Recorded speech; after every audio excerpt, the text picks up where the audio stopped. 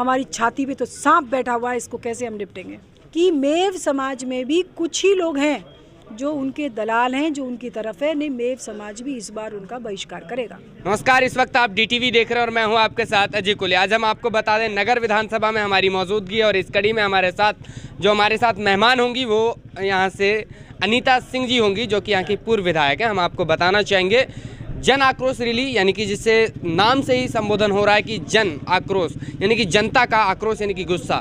तो कहीं ना कहीं जो जनता का क्या क्या समस्याएं, क्या कैसा तरह का गुस्सा था, और बीजेपी पार्टी के जो नेता थे, सिपाही थे, वो जनता के बीच बने रहे, जनता के बीच गए और जनता की समस्याओं को कहीं ना कहीं सुनने का काम किया। बात करते हैं नगर की, तो नगर की जो जनता है अब की बार क्या चाहती है, और अनीता जी जब पंचायतों के अंदर गई या पंचायतों के बीच जो जनता थी उनके बीच पहुंची, तो किस तरह की समस्याएं सामने आई, वो सारी बातें करेंगे। और इस महासभा में कौन कौन उपस्थित रहे, साथ ही हम आपको बताना चाहेंगे कि इसमें जो जनता थी, कितने लोग यहाँ उपस्थित रहे, वो सारी बातें उन्हीं से करेंगे। बहुत बहुत स्वागत है पूर्व विधायिका जी आपका। राम राम साहब। साथ ही सबसे पहले आज जन आक्रोश रैली की जो महासभा थी, उसके लिए आप क्या कहना चाहेंगे? क्या उससे एक संदेश, क्या एक मैसेज आपने दिया है? देखिए, जन आक्रोश की जो रैली थी आज, उस रैली ने ये साबित कर दिया कि नगर विधानसभा में कमल का फूल खिलेगा। जो कांग्रेस का अत्याचार, अनाचार, तुष्टीकरण, कुशासन हमारे लोग भोग रहे हैं, उससे सब त्रस्त हैं। और इस वेले पूरे जन आक्रोश की ये तो रैली थी, इसमें तो सब लोग आए ही थे, कार्यकर्ता सब। लेकिन हम क्षेत्र में जहाँ जहाँ गांव में गए, मेरे ख्याल से 115-17 गांव में गए, वहाँ पे सब जगह बहुत ज़ोर से स्वागत हुआ और सबने इस बात को कहा कि भाई अब बहुत जल्दी जो है जमानत होनी चाहिए, हम कैद हो रहे हैं, हमको निकालो इसमें से।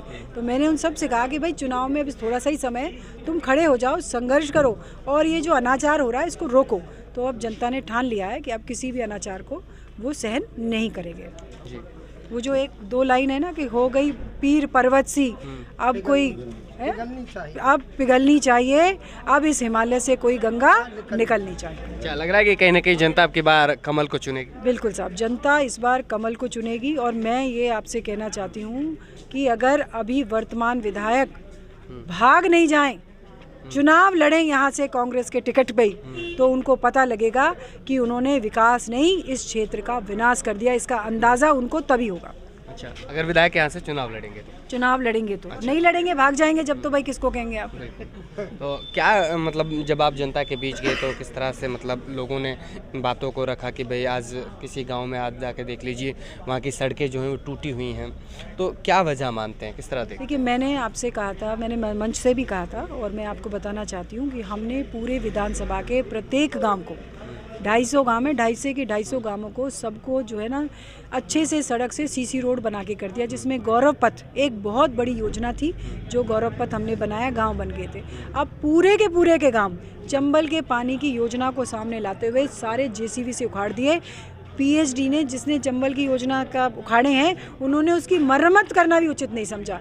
और विधायक ने किसी दिन ये नहीं कहा कि भाई तुमने JCB से सड़क तोड़ दी है तो कम से कम उसकी मरम्मत कर दो। जो महिलाएं हैं, जो छोटे बच्चे स्कूल जाते हैं, उनको कितनी परेशानी होती है, गड्ढों में पानी भरा हुआ है, गंदगी भरी हुई है, लेकिन उन्होंने कभी भी इस बात को किया ही नहीं। मैं चंबल के पानी की भी कहना चाहती हूँ कि चंबल का पानी आज तक हर घर में नल के कनेक्शन के द्वारा पहुँचना था, लेकिन पूरी विधानसभा में कहीं नहीं पहुँचा।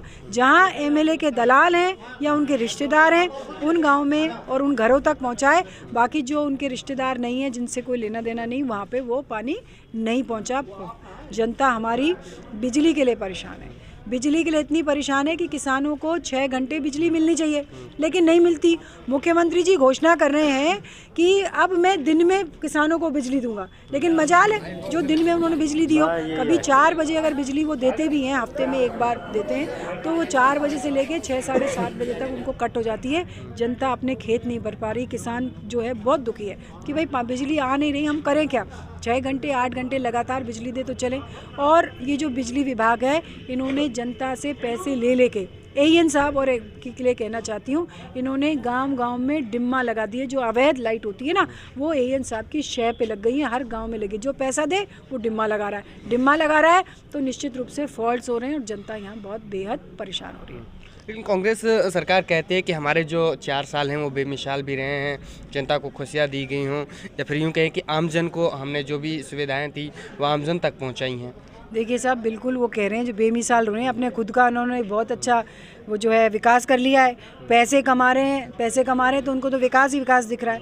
मैं आप सबसे कहना चाहती हूँ कि पूरी विधानसभा क्षेत्र में किसी भी पंचायत में आप चलो, सब जगह सड़क टूटी हुई है।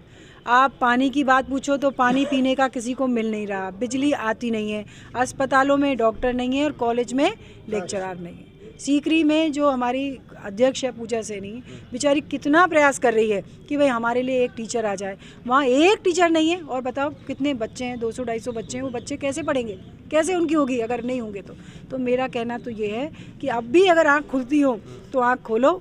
कॉलेज में, सीकरी के कॉलेज में लेक्चरर उनको लगाने चाहिए। अगर वो लगाते नहीं हैं तो इसका मतलब हम ये समझते हैं कि उनके मन में वैमनस्यता है, इसलिए वो लेक्चरर वहाँ नहीं लगा रहे। ये अस्पताल खाली पड़े, अस्पतालों में डॉक्टर लगाइए, वो डॉक्टर लगाइए जो नगर की जनता का इलाज करे।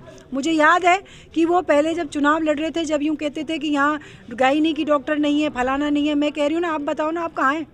4 साल हो गए, कहाँ है डॉक्टर, कहाँ है लेक्चरर, कहाँ है वो सपने जो वो दिखाया करते थे कि मैं ऑस्ट्रेलिया बना दूंगा, मैं ये बना दूंगा, कहाँ किया? सीकरी में वो रहते हैं। सीकरी में भी मैं आपसे कहना चाहती हूँ, सीकरी के लोग मुझसे यूँ कहते हैं, अनीता जी सीकरी में विकास की बात छोड़ो, हमारी छाती पे तो सांप बैठा हुआ है, इसको कैसे हम निपटेंगे। बात करें अगर जनता ने यहाँ से कमल को चुना और कमल को अगर यहाँ से 2023 में खिलाया तो जनता को क्या मिलेगा? क्योंकि जनता के साथ तो हमेशा यहाँ वादे होते हैं और वादे के साथ हम आपको बताना चाहेंगे, जैसे कि अभी आप बता रहे हैं कि कोई विकास यहाँ नहीं है, लेकिन फिर भी जनता हर बार चुनती है, विधायक यहाँ के बनते हैं, आप भी यहाँ से 2 बार रहेंगे, लेकिन जो आम जो जनता की समस्याएँ वो ऐसे के ऐसे ही रह जाती हैं। मेरा कहना है जनता की समस्या की जनता को सबसे पहले चाहिए उसका मान और सम्मान, कि वो किसी भी ऑफिस में जाएं तो उनको पता लगे कि आइए बैठिए, आपका क्या काम है पूछिए। अब यहाँ पर किसी भी ऑफिस में जाते हैं, बाहर एमएलए के दलाल खड़े रहते हैं, बिल्कुल किसी भी जनता का काम नहीं होता, उनका मान सम्मान नहीं मिलता। मैं आपसे कह रही हूँ, जनता को 5 मूलभूत तो आवश्यकताएं हैं भाई, पानी, बिजली, सड़क, स्वास्थ्य और शिक्षा, ये 5 चीज़ें दो, इन 5 चीज़ों को ही नहीं मिला। अब वो कहते हैं कि भाई मैंने तो बहुत विकास करा है, तो विकास कहाँ के? अपनी ज़मीनों में ऑफिस बना रहे हैं, अपनी ज़मीनों की कीमत बढ़ा रहे हैं, उनमें प्लॉट और दुकान कर रहे हैं। ऐसे ही नगर में किया उन्होंने, एक ज़मीन लेके करे उप स्वास्थ्य केंद्र खोलेंगे और दुकानों की उन्होंने व्यवस्था बना ली कि इतने की बिकेगी और इतने की बिकेगी, मेडिकल की दुकान खोलेंगी। तो मैं ये कहना चाहती हूँ कि वो अपना विकास कर रहे हैं, हमारी क्षेत्र की जनता का नहीं कर रहे उनके। और ये भी मैं आपके बीच में स्पष्ट कहना चाहती हूँ कि मेव समाज में भी कुछ ही लोग हैं जो उनके दलाल हैं, जो उनकी तरफ है। नहीं, मेव समाज भी इस बार उनका बहिष्कार करेगा। बाकी जनता से क्या एक अपील, क्या एक संदेश जनता को देना चाहिए? मैं जनता से अपील करना चाहती हूँ कि भारतीय जनता पार्टी जन आक्रोश के माध्यम से आप सब से मिली है। अब आप सब लोगों का समय, आपका कोई दुख तकलीफ हो, कोई परेशानी हो, किसी ऑफिस में कोई काम हो, आप सीधे हमको फ़ोन मिलाओ। कोई अधिकारी आपसे पैसा मांगे, सीधे हमको फ़ोन लगाओ। उस अधिकारी को किसी कीमत पे हम बख्शेंगे नहीं, किसी को भ्रष्टाचार करने का यहाँ पर कोई अधिकार नहीं और ना करने देंगे। लगता है कहीं ना कहीं अगर भाजपा है तो यहाँ भ्रष्टाचार को मुक्त किया। जी बिल्कुल, अगर भारतीय जनता पार्टी या नगर विधानसभा में करेगी तो मैं इस बात का वचन देती हूँ कि किसी ऑफिस में 1 नए रुपए की रिश्वत नहीं ली जाएगी। धन्यवाद। हमारे साथ अनीता सिंह जी जो हमारे साथ इस कड़ी में जुड़ी रही, यहाँ के पूर्व विधायक, उनका कहना है कि जो अब इस वक्त क्षेत्र में फ़िलहाल कुशासन है या फिर यूँ कहें कि कांग्रेस की सरकार है और जनता उससे कहीं ना कहीं त्राहिमाम है। उनका ये भी कहना है सीधा सीधी कि यहाँ के जो विधायक हैं मौजूदा, वो कहीं ना कहीं इसमें उनका हाथ है और इस क्षेत्र की जनता का जो विकास नहीं हुआ है और जो भटकी हुई जनता है उसका वही वजह है कि कहीं ना कहीं यहाँ के विधायक का ढीला हाथ है। तो बने आप हमारे साथ, कैमरा पर्सन इस्माइल मन्नान के साथ मैं आपका अपना जी कोहली, DTV न्यूज़ से। धन्यवाद।